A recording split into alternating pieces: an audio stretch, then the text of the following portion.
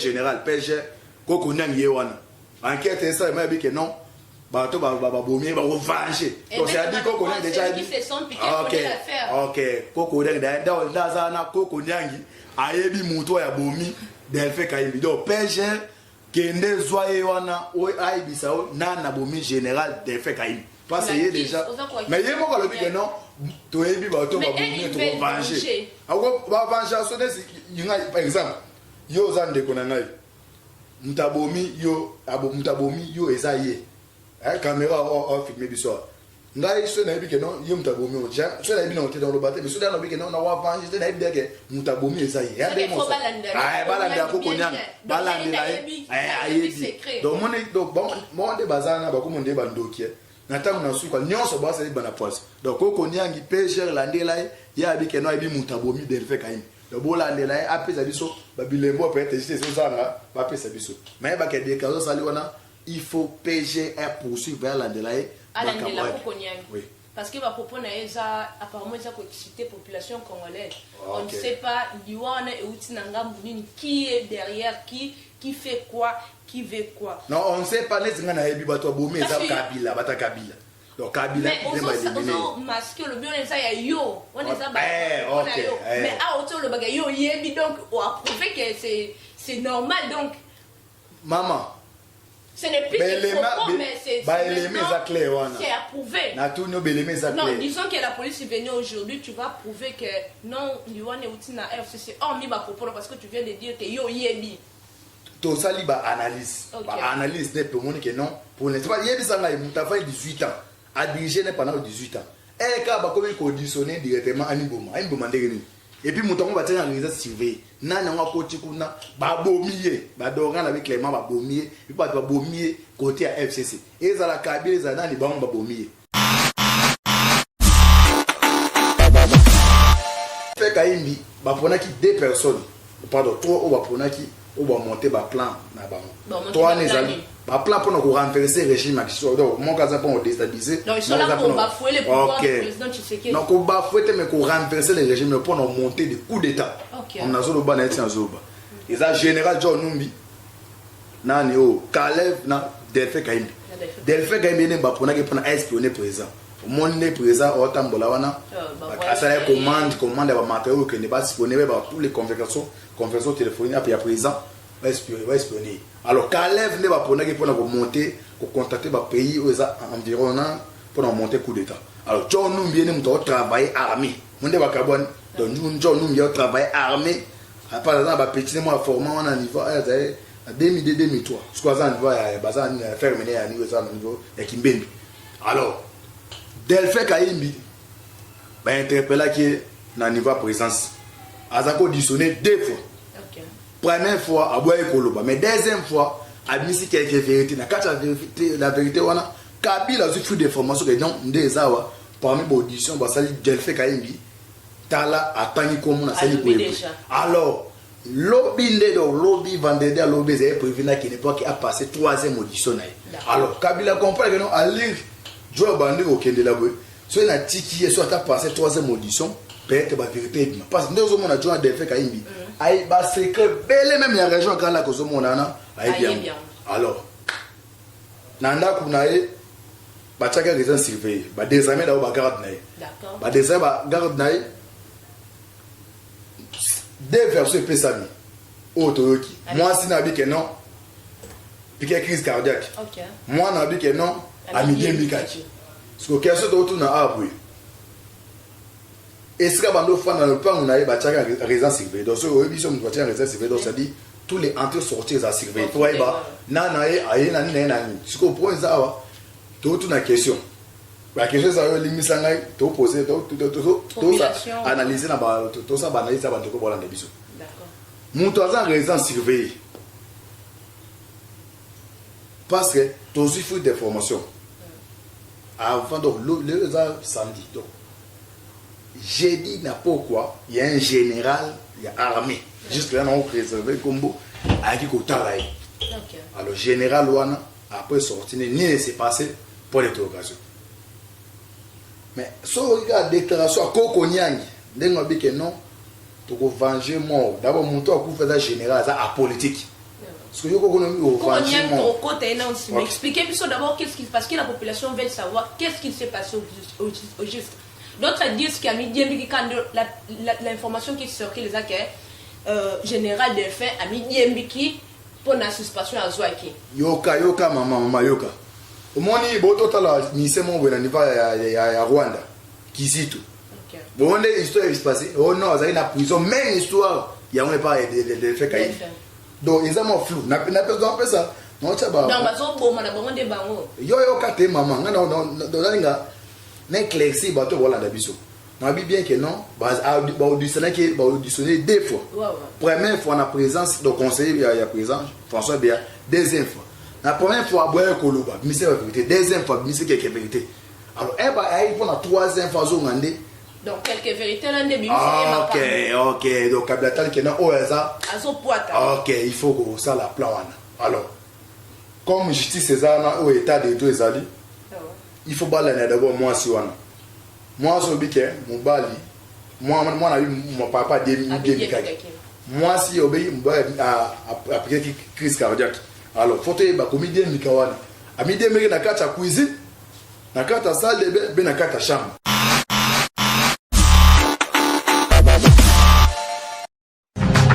Radio Bissognon Congo, RDC, une chaîne au cœur du monde. Chers internautes, bienvenue. Le numéro de l'émission Obolima Kamingi, Obomesan, vous êtes nombreux à nous suivre partout par ailleurs. Vous nous suivez sur votre numéro décryptage de l'actualité politique au Bolingamon, nous sommes là pour vous éclairer, pour vous parler brièvement sur l'actualité qui se passe. Voilà, je ne suis pas seule, je suis accompagnée avec celui que vous aimez, celui que vous écoutez, qui est là pour vous parler. Moïse, qui est le coordonnateur et ma parlementaire, il y a vu la Kinshasa que je le salue. Bonjour Moïse. Bonjour maman. Bonne santé. Santé, ça bien. Bonne vie, bonne macam. La bonne en forme et les lots. Les lots santé, ça bien. Tu as toujours un rythme biki rouge, je m'agais battre comme mon coup, on sort de bon, mais tu es balé le. Mais biki rouge, ça me sonne. Tu comprends qu'est-ce qui se passe? On ne comprend pas tout un coup, bah tu n'y as pas comme Colombo. Donc, bon, bien lié qui bloque en bois en banque. Qu'est-ce qui se passe? Tu peux éclairer la population qui te suit. Ok, merci maman Nangaï pour tout notre Nangaï. D'abord, révélation pour la Liwa et général John Numbi et pardon Delphin Kaimbi. Ok. D'abord, nationalité d'Afrique Fogoyeba, Aza Rwandais. Ok. Ceux qui ont voyagé, Aza Nabanami Balé, battant à niveau à Texas dans les États-Unis. Ok. Soit ils ont voyagé, un passeport à Rwanda. Alors, Delphin Kaimbi, Kabila a un comité. Ok. Comité a un comité global pour monter la stratégie pour déstabiliser le régime à Tshisekedi. Quand il y a un comité, c'est le premier comité global pour notre activité, un réseau restreint. On a un comité global, tout le monde a Jeannette Azali. Jeannette Kabila Azali. Zoé Kabila Azali. Delphin Kaimbi Azali. Azalaki. Kalev Azali. Marchelet Chichambo, Ramazan Chabazan et Adolphe Loumane. Donc, famille mon Kotoloba. Ok, donc c'est entreprise familiale. Ok, entreprise familiale, donc c'est d'abord équipe à FCC. Donc, on va monter pour nous. Famille là-bas, ok. Alors, on va monter comité, on a l'idée tout le monde, c'est l'idée tout le monde, John Numbi. Ok. Bakubando Koutan souvent à Kingakati. Kingakati, GLM. Mais comme on a foutu des formations là-bas, Kimi, des liés, comme on côté pas Martin Kang, on a déjà dans on université easy pas. On a évité déjà des formations et on m'a changer lié. Alors, des faits Kaimbi, bah pour qui deux personnes, pardon, trois ou bah pour qui on va monter un plan là-bas. Trois les amis. Bah plan pour nous renverser le régime donc mon cas pour déstabiliser. Donc ils sont là pour bafouer les pouvoirs du président Tshisekedi. Donc on bafouer mais pour renverser le régime pour nous monter des coups d'état. On a zolo bana etia zoba. Et ça général John Numbi nani o Kalev na Delphin Kaimbi. Delphin Kaimbi ne ba pona que pour espionner président. Mon né président otambola wana. Ça commande ba matériaux que ne pas espionner ba tous les conversations téléphoniques après président. Va espionner. Alors, Kalev ne va pas pour monter, pour contacter les pays environnants pour monter coup d'État. Alors, John Numbi ne va travailler armé. On ne va pas Donc nous avons travaillé armé. Par exemple, petit moi formé on a niveau 2002-2003. Ce qu'on a niveau faire mener à niveau et Kimbembe. Alors, Delphin Kaimbi va interpeller qui na niveau présence. Azako auditionné 2 fois. Première fois à Boye Koloba, mais deuxième fois à admis quelques vérités. La vérité wana Kabila a fait des formations que non des awa parmi les auditions bah ça dit Delphin Kaimbi tala atani comme na sali boye. Alors lobby vendredi à lobby c'est prévu na qui n'est pas qui a passé 3e audition. Alors Kabila comprend que non à lire Joe Bandi au Kende la boye. Soit na tiki soit a passé 3e audition peut-être la vérité parce que nous avons a joué Delphin Kaimbi. Aïe bah secret belle même la région quand la cause mon ana aïe bien. Alors nanda kunae ba chaka région surveiller ba désormais da ba garde nae. D'accord. Ba désormais ba garde nae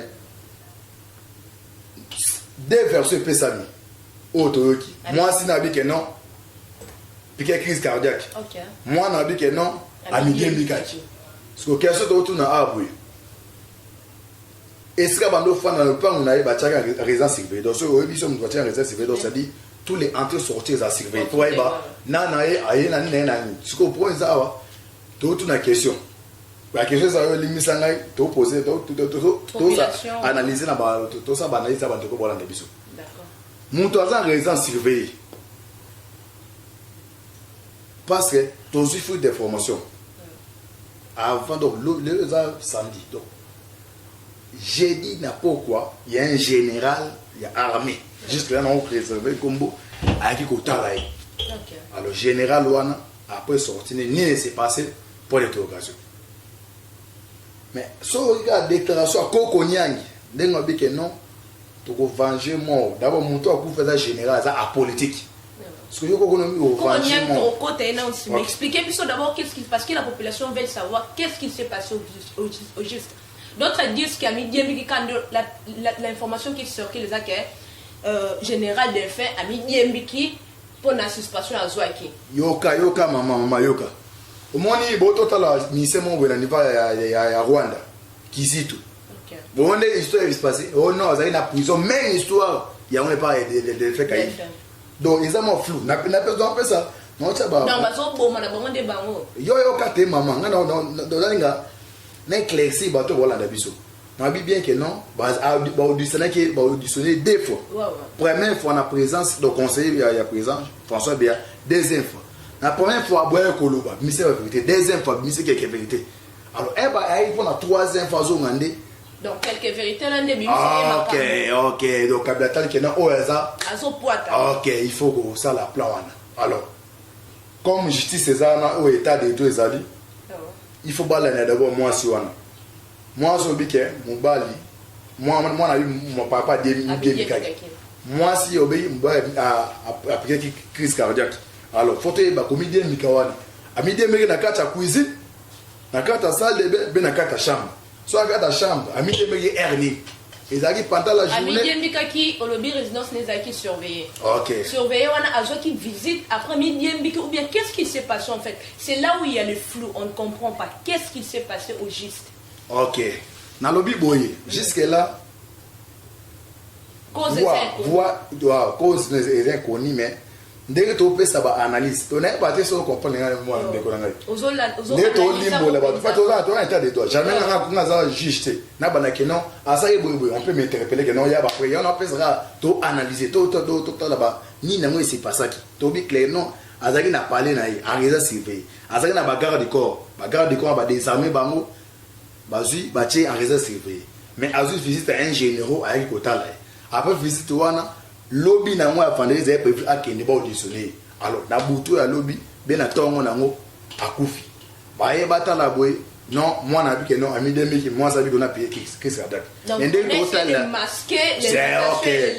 Selon les informations obiso yebi kebi bato ande ba montant coup OK ba montant au général ba montant nano Kizito na Rwanda ba montant susu je John Numbi et Delphin Kaimbi parce que to singa justice ba ta la biso bo monde to analyser boye ba sikoyo nani pas jamais tu sais que dans un intérêt mon côté ya osai mabe kuti eza ya ko to be ngoni to be bulletin d'information photo zo d'information mais ndenge encore tout le monde directement arrêté à éliminer Delphin Kayimbe ou tu n'as pas connaissance à Outaki entre autres FCC il y a moins d'autres juste Dieu merci entre parenthèses on acquise les FCC. OK na lobi on les a engagés na solo ba na il fait na arranger des fois tu acquises les FCC. OK bango mutu ba monter sur la hauteur mais est-ce qu'on va commettre règle ba éviter que non est déjà ont dissous pour la deuxième fois véritoire attendre déjà quelqu'un combo et entourage parce que éliminer tout ça comme par exemple te kadiam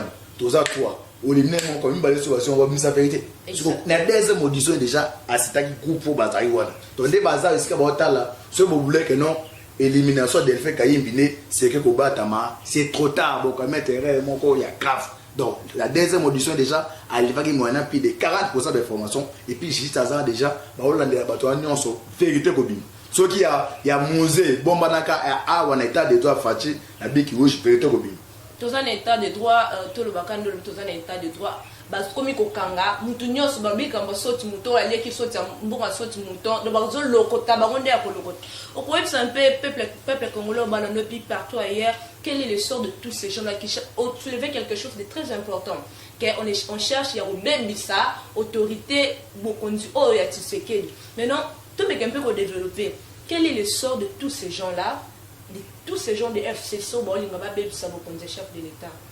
Mais sort nango ya mo ebani déjà big rouge ebani ba DG ba za ba prison et combien d'indicateurs ba DG ba za prison ya mo zo continuer mais mon frère prison na biso lelo commence au koti to mona ba tumususu il est en prison mais biso de bien dans la prison mo mona bima na ya sala makamna na liberté na yo ko neza ata wa kabila to za kati état de droit na biso que non big rouge ebani musala nango Delphin Kayimbi Delphin Kayimbi pardon baza 4 ba dende to ba DG musu ba auditionner ba oyo auto lia auto ko détourner mbonga ba soda mundos musu ye wana le deuxième de baza na bosa na ki en ocha na 3 na do Delphin Kayimbi mundos wana auto détourner mbonga ba soda ba interpeller ba auditionner Kalev donc to senga na justice ka bazali bazwa ba ngo ba communiste ba coronavirus ba cha de quarantaine ba cha ba coronavirus faut za la de quarantaine ba za musika batu ba srive bilo bola to boy sur lobi to ga so o Kalev par on ba za so da ba monter pleinement boy ezoama même ici ba te belé moi ma prison makala e banda ana prison makala e bukani pa e bando tambola ba jeune ba ngodo to senga na justice sika bazali bande ko batika liwana ba coronavirus batika liwana ba srive bien ba kufate ba piriger peine crime ou ba commettre génocide ba commettre ba piriger été ya ba musu bazali wana ba sala moté mais big rouge bandi ndenge ça déjà ba enquête ça lema ya biso e umelate ya fache umete 1 mois une semaine boye ba nani oyo officiellement ba éliminer Delphin Kayimbi. OK. Tu veux te donner le solo ya Kokonyang na mukuse pendia qu'est-ce qui s'est passé parce que Toki Kokonyang azo déclaré ba mener enquête ba venger liwa ya général Delphin pourtant autour de cette que ndeko Delphin yemo ronda se suicida qui entre parenthèses liwa ne simba bikana ngam na ba mais ye Kokonyang en train de chercher ko masquer tout le bas. C'est là pour nous masquer population qu'est-ce qui se passe. Bon jusque là bon pour rectifier mon qui nga lobité que non Delphin Kayimbi ya mi bomino.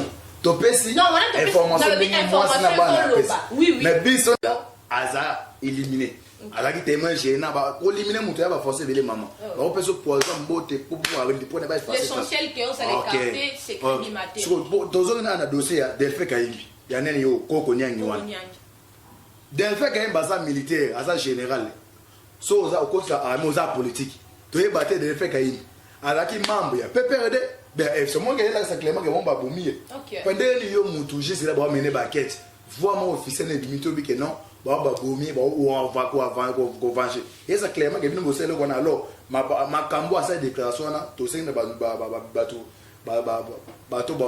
procureur général PG Kokonyang yewana enquête ça m'a dit que non bato ba bomber ba venger donc c'est dit Kokonyang déjà dit OK Kokonyang dans na Kokonyang ayebi muto ya bomi Delphin Kayimbi donc PG kende zoye wana o aibisa na bomi général Delphin Kayimbi toi c'est déjà mais yemo ko lobi que non to yebi bato ba bomi to venger ako ba venger so des par exemple yo zande ko na ngai mutabomi yo ezaye caméra o filmer biso ngai so na bike non yum tabomi o ja so na bi na ote dans le bateau mais so na bike non na wa vange na bi ke mutabomi eza yi ya be mo balanda ko konya balanda ayi donc mon donc bon de bazana ba ko mon de bandokie na tangu na suka nyonso ba se bana poise donc ko konyangi pêcheur landela ya bike non bi mutabomi de fait kaim donc bolandela apesa biso ba bilembo peut-être c'est ça ba pesa biso mais ba ke de kazo sali wana il faut PGR poursuivre vers l'Andelaï. Oui. Parce que va propos apparemment ça exciter population congolaise. On ne sait pas qui est derrière, qui fait quoi, qui veut quoi. Non, on ne sait pas les gens qui bateau boumé ça Kabila, bata Kabila. Donc Kabila qui est masqué le bien ça yo, on est ça mais à autour le bagay yo yebi donc on a prouvé que c'est normal donc maman ce n'est plus que propos, mais c'est approuvé. Non, disons que la police est venue aujourd'hui, tu vas prouver que non, Liwane Outina FCC, hormis ma propos, parce que tu viens de dire que yo yebi. Tout ça, il y a analyse. Analyse n'est pas que non. Pour l'instant, il y a des gens qui ont 18 ans, à diriger pendant 18 ans.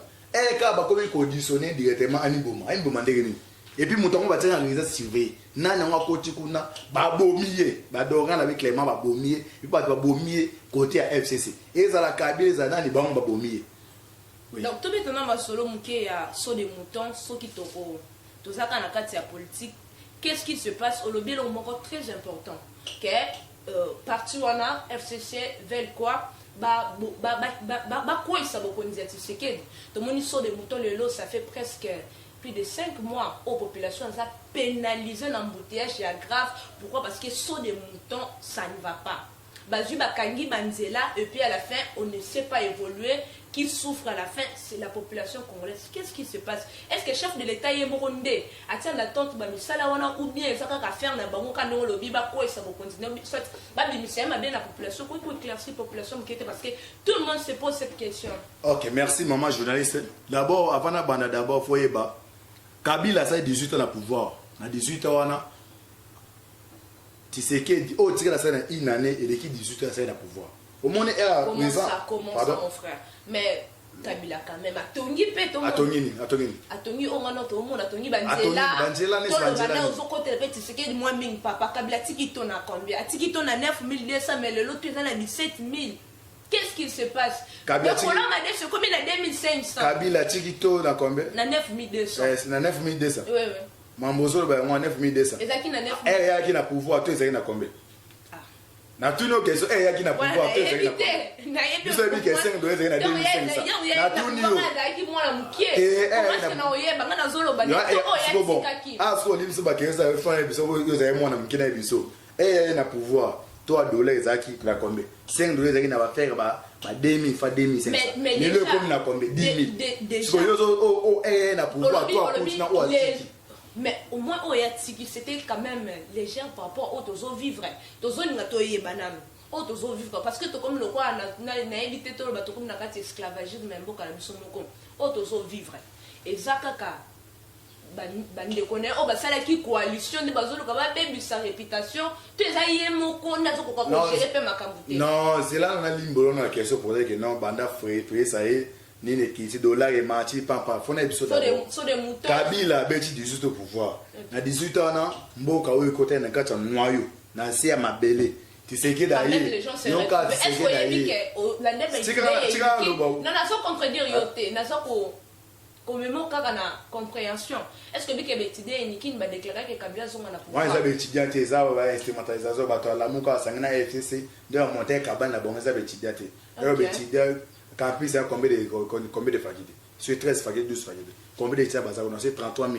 Et au moment où là, ça mange un centaine de personnes sur bazar manipulé. D'ailleurs, bah betidiati. Bah outi bah coach yo. Tout on a des importants. D'autres membres yani. Kabila beti 18 au pouvoir. 18 ans on a bana kelas. Bana kelas va foutak. Bah chômeur basé belé. Tu sais que d'ailleurs, à tes gratuité. Gratuité n'est awa. Tim koule aussi. Mututa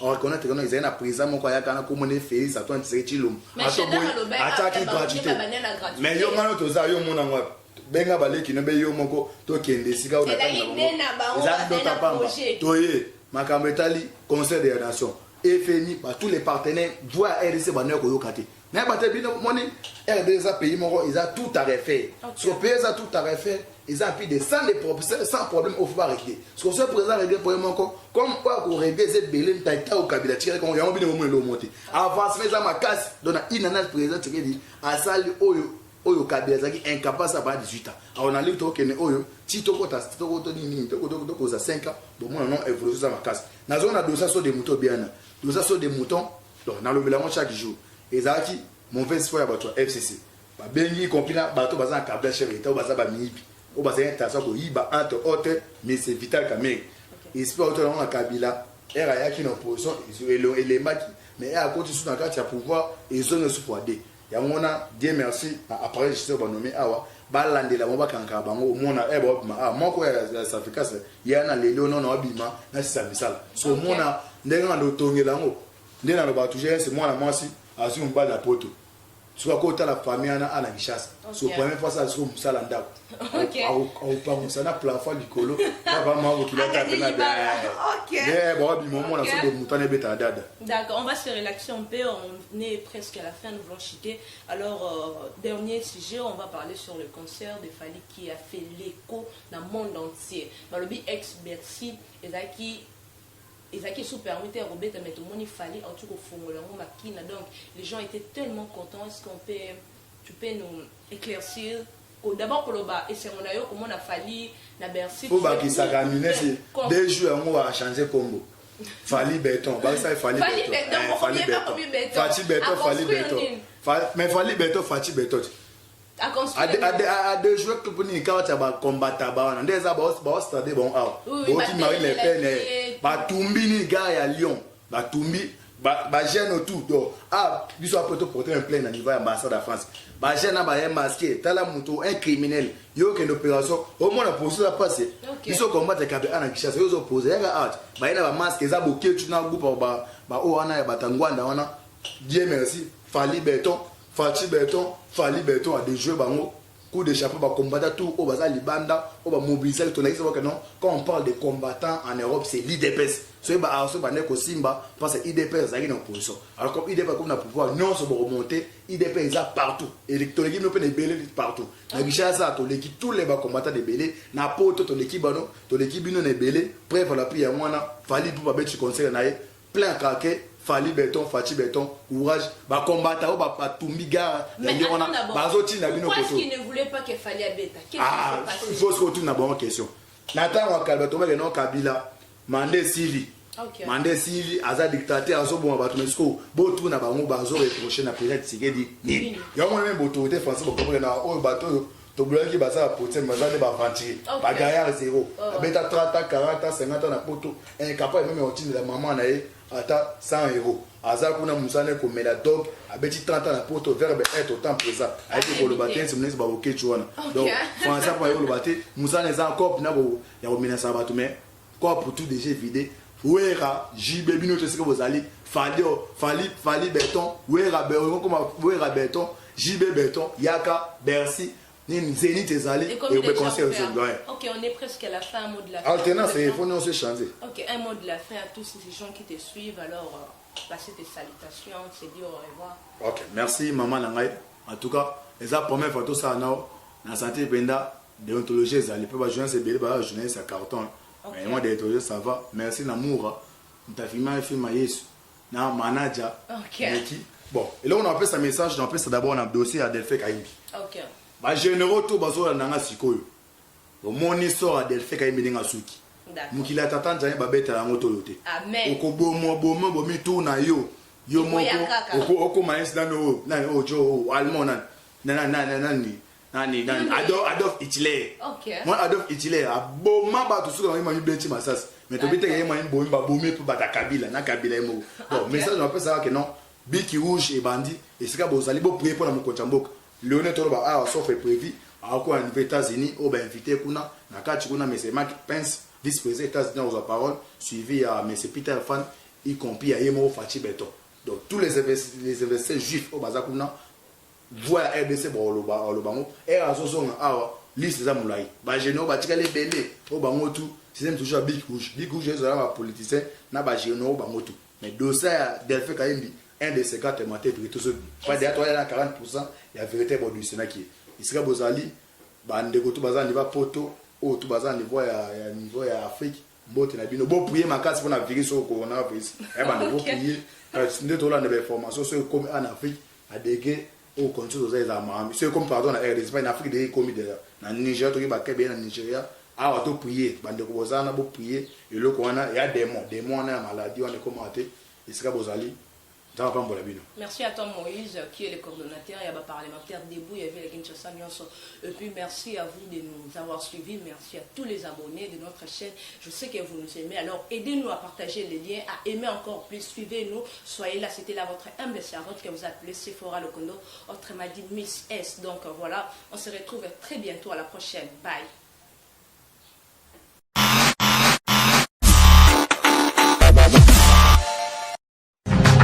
Radio Bissonyonso Congo, RDC, une chaîne au cœur du monde. Vous êtes sur la radio Bissonyonso Congo RDC. Oui, tapez www.radiocongonews.com, accédez dans notre site et avoir toutes nos informations. Soyez le mieux informés dans le monde.